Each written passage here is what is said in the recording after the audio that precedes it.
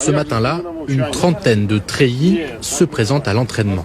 Votre attention, rendons hommage aux morts pour l'Ukraine avec une minute de silence.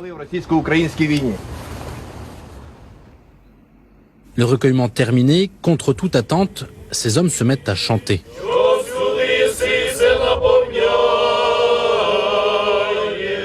Une prière entonnée par des aumôniers sur le point de s'engager. Aujourd'hui, on s'entraîne dans la nature. C'est comme une répétition, pour qu'on puisse apprivoiser la réalité qui nous attend près de la ligne de front. La matinée commence par l'étude des méthodes de survie, comment faire un feu en forêt et autres techniques méconnues de ces hommes. Je n'avais jamais reçu jusqu'ici de formation militaire. On avait eu des cours spécialement pour les aumôniers, mais ils étaient dispensés par l'Église. Exercice suivant, construire un abri dans un milieu hostile et le camoufler. Est-ce que vous allez aussi apprendre à vous servir d'une arme ? Non, parce que la Convention de Genève dit que les aumôniers militaires ne sont pas des combattants. On ne nous donne pas d'armes. Depuis le début de la guerre, c'est la première fois que des hommes d'église reçoivent une telle formation militaire. Les aumôniers militaires ont la mission suivante, préserver l'esprit combatif des troupes. Parce que sans cet esprit combatif, sans ce courage, aucune victoire n'est possible.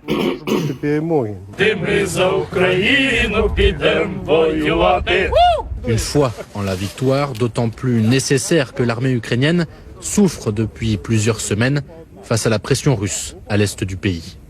À la fin de cette journée, ces aumôniers militaires auront terminé leur deuxième semaine de formation. Il leur restera 4 semaines d'entraînement avant d'être considérés comme aptes à rejoindre leurs unités de combat. Alors, mesdames, mesdemoiselles et messieurs, vous venez de l'écouter, c'est la toute première fois depuis le début de ces conflits armés en Ukraine que des aumôniers puissent recevoir une formation militaire. Ce qui, normalement, ne relève pas de leurs compétences. Ce qui veut dire que la situation commence à atteindre un seuil vraiment intolérable, impitoyable et impardonnable.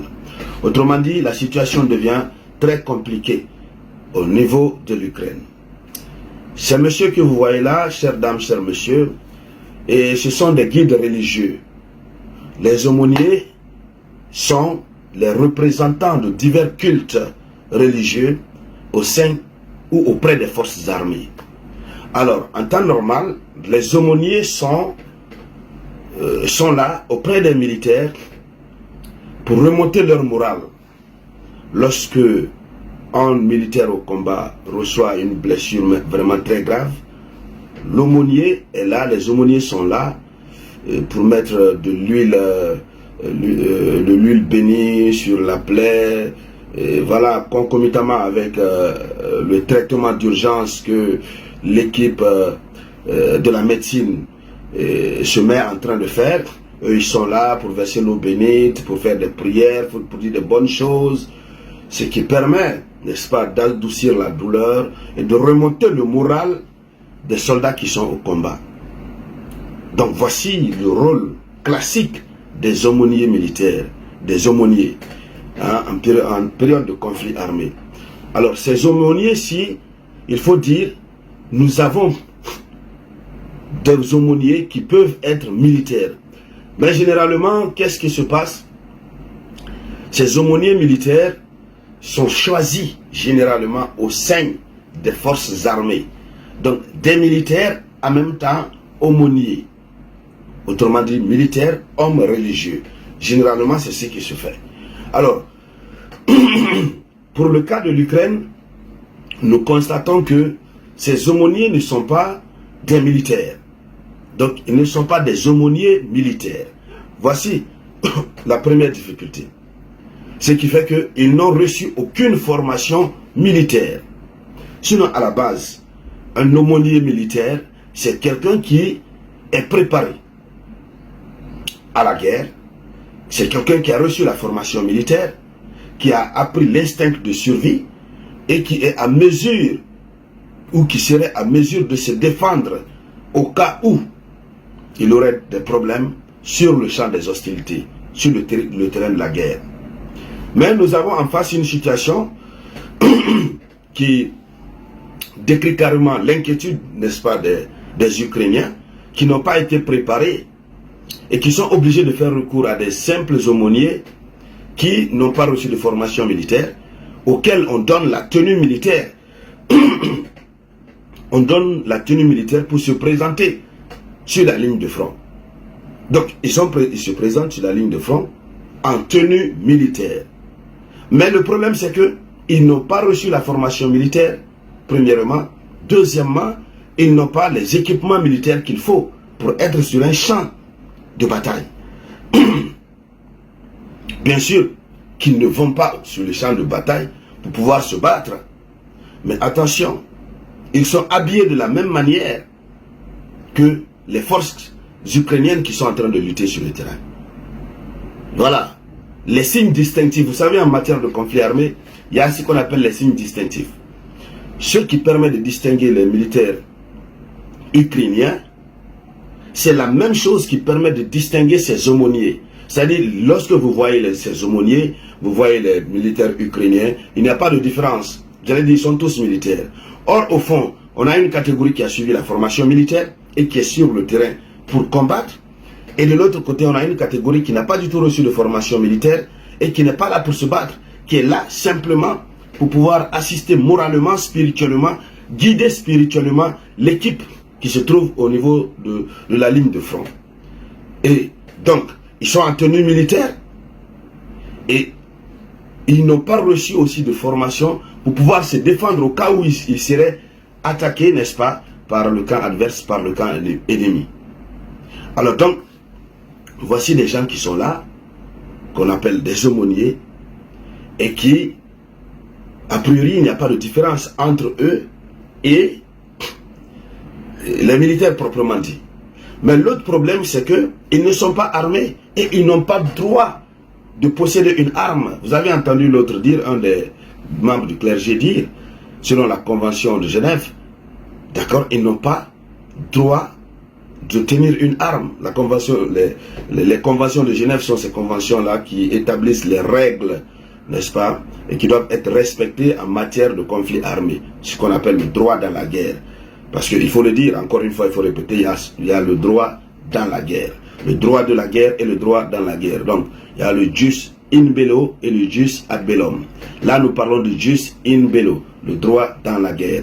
Donc, ces règles sont décrites par cette convention-là, et au compte de laquelle il y a vraiment le fait que ces aumôniers n'ont pas le droit de porter l'arme.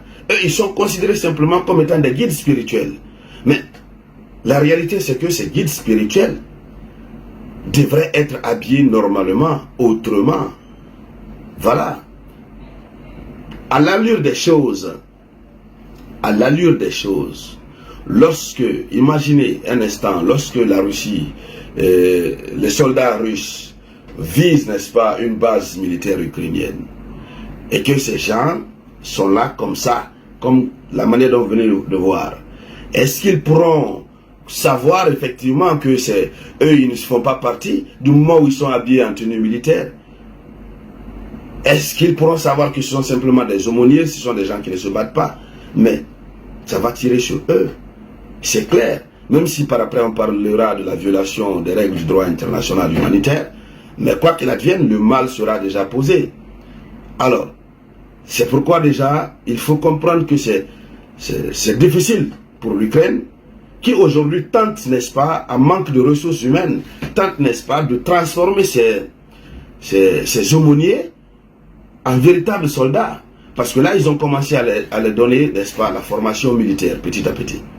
Ils ont commencé à les donner la formation militaire, à les faire comprendre, oui, qu'est-ce qu'il faut faire, l'instinct de survie, comment mettre le feu lorsqu'on est en forêt, et petit à petit, on commence à les enseigner comment se défendre vis-à-vis de l'ennemi.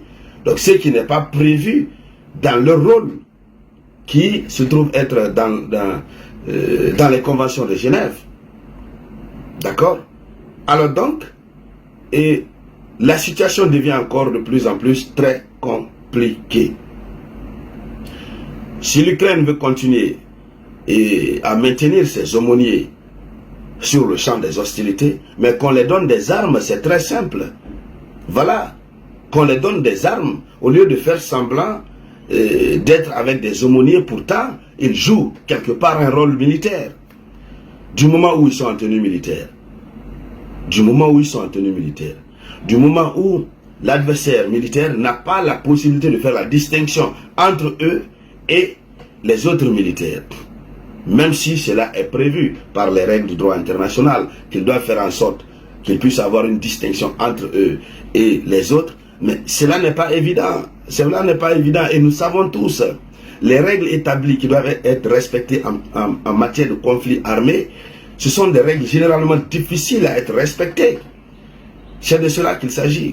Ce sont des règles difficiles à être respectées. Alors, donc, si ce n'est pas une situation très confuse, très compliquée, l'Ukraine ne se mettrait pas à envoyer ses aumôniers sur la ligne de front. Généralement, ces aumôniers doivent normalement être installés quelque part dans une base à quelques kilomètres de la ligne de front, pas carrément sur la ligne de front en tant que telle, mais à quelques kilomètres de la ligne de front. Et puis, chaque fois que le besoin se fait sentir, que ceux qui ont envie de faire leur confession, ceux qui ont envie de faire un culte viennent les voir, et puis voilà. Mais jusqu'à les envoyer sur la ligne de front, c'est encore une très grande surprise. Et c'est vraiment inquiétant. Et vous les entendez, ils n'ont jamais reçu de formation militaire. Ils n'ont reçu que la formation pour être aumônier. Et ça, c'est l'Église qui les donnait cette formation. Mais cette fois-ci, ce sont les militaires qui sont en train de les former. La situation devient encore une fois très compliquée du côté de l'Ukraine.